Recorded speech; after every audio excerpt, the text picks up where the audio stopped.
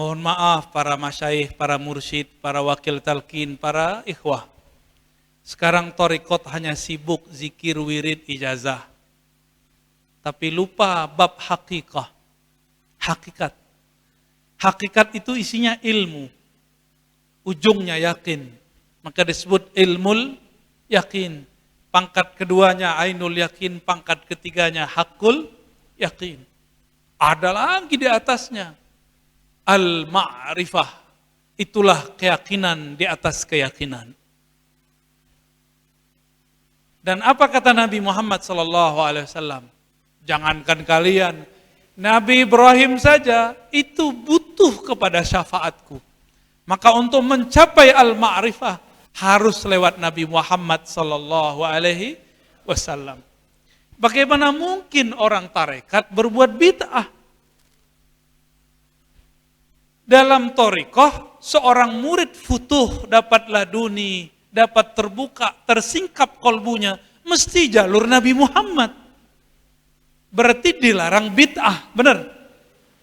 Maka imam-imam kita mensyaratkan, dalam kitab Ghunyah misalnya, Al-Imam Qutb Ar-Rabbani mensyaratkan, orang yang ingin berjalan dunia thariqah, mesti berakidah yang sahih. Akidah yang sahih harus akidah halus sunnah. Harus berilmu dalam amalnya. Itu yang kita sebut bermazhab. Harus bersanad seperti ditambahkan oleh Imam Muhammad Al-Khani dalam kitabnya As-Sa'adah Al-Abadiyah. Minimal 3 itu deh. Apa syarat usul? 1, akidah yang sahih, akidah ahlus sunnah. Akidah ahlus sunnah yang disepakati dari masa ke masa setelah abad ke-3 Hijriah adalah akidah Imam Asy'ari, Imam Maturidi, Imam Tahawi. Yang kita simbolkan dengan belajar sifat 20. Sekarang muncul baru di negeri ini. Apa kata mereka? Asy'ariyah firqatun dhalah. Asy'ari, firqah, kelompok yang sesat. Terus para mursyid diam aja. Khalwat aja di tempat, di rumah. Dosa itu. Karena fardu kifayah kita untuk menjelaskan kepada umat, tidak benar pertanyaan mereka itu, pernyataan mereka itu. Apalagi nanti mereka sudah mulai mengatakan, ini saya ulang-ulang ya, mereka sudah mulai mengatakan, sufi itu agama di luar Islam. Gimana Pak Kiai? Udah dapat belum tulisan begitu? Dikirimin ke kita. Kalau mereka bilang agama sufi, berarti mereka memurtadkan kita enggak? Terus antum diam? Diam? Ah ngantuk ini ya. Hoi, antum dibilang murtad, diam enggak?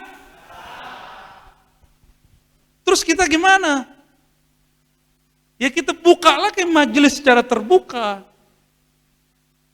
Kita nggak usah perang-perang mulut sama mereka, kita buktikan saja. Wa qul i'malu fasayarallahu a'malakum. Katakanlah hai Muhammad, berbuatlah kalian, jangan banyak ngomong. Buat majelis, jangan komentar cuma di sosial media. Jangan cuma di grup, buat majelis. Jalan kita kemana-mana, siru fil ard. Siapkan dalilnya, siapkan mental. Ini banyak, ya ini ngerti dalil semua. Mentalnya nggak kuat ya. Bentak dikit mau orang lari ya. Jamaah berdiri tersinggung, nggak bisa begitu. Mau dia separoh pergi biarin aja, kita terus aja cecar terus. Begitu saya dulu, mumpung darah masih muda. Ini ngantuk ini kayak ini ya. Orang tarekat begitu, kalau diajak zikir matanya merem. Ujung-ujungnya modus. Curi-curi tidur.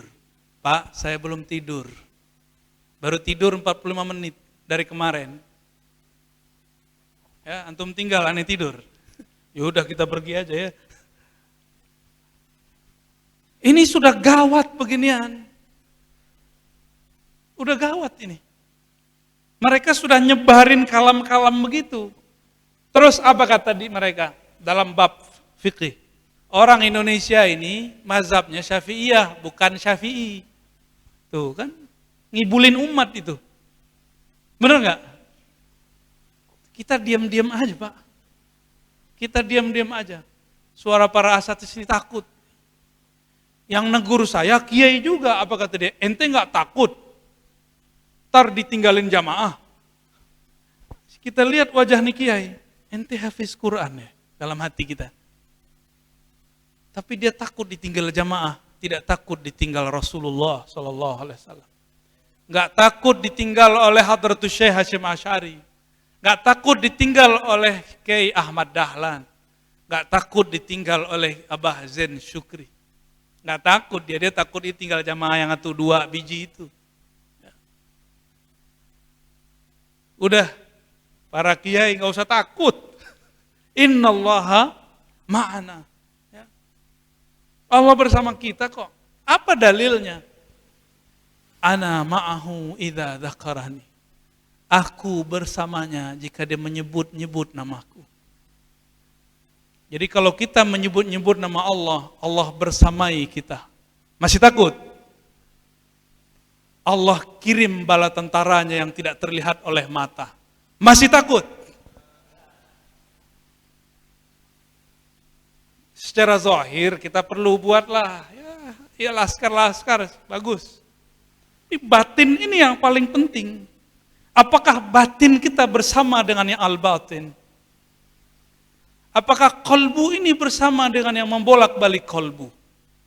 Apakah ruh kita memandang kepada yang meniupkan ar-ruh?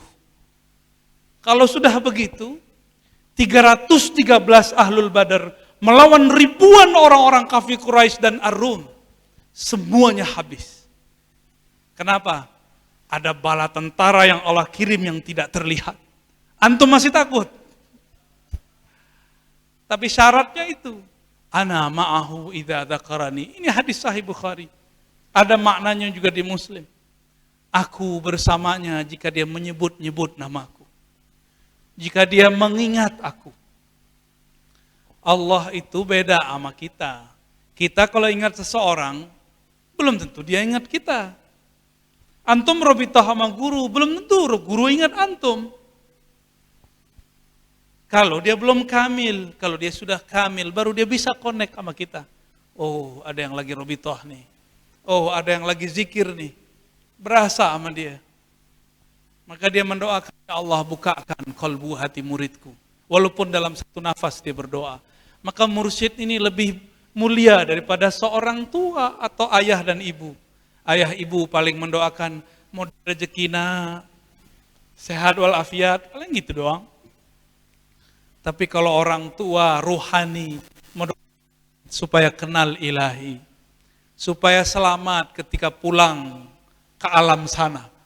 Itulah orang tua yang sebenar-benarnya orang tua. Ya. Mana kita cari orang tua bisa begitu kalau bukan guru mursyid. Ya, cuma guru mursyid yang begitu. Maka ta'zim kepada syekh memang suatu kelaziman yang mesti kita lakukan. Ya. Apa amalan mereka? Itu dia. Ana ma'ahu idza dzakarani. Mereka selalu bersamai Allah karena kalbu mereka selalu menyebut nama Allah Subhanahu wa taala. Itu sebabnya wali-wali Allah daurat takutnya.